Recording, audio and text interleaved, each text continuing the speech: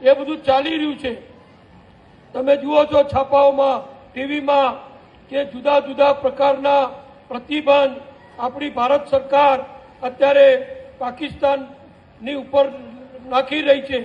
અને મોટામાં મોટો નિર્ણય જે કર્યો કે પાકિસ્તાન આપણું જ ખાતું હતું, અત્યાર સુધી આપણું ખાઈને આપણું ખોદતા હતા।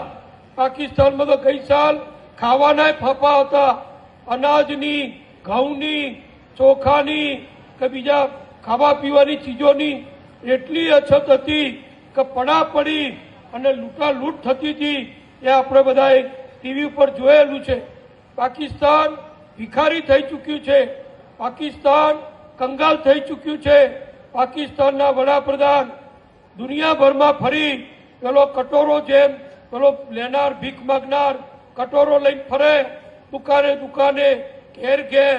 એમ પાકિસ્તાનનો જે વડાપ્રધાન હોય, ઇમરાન ખાન હતા તો એ ફરતો હતો, આ નવાઝ શરીફ હતો એ ફરતો હતો।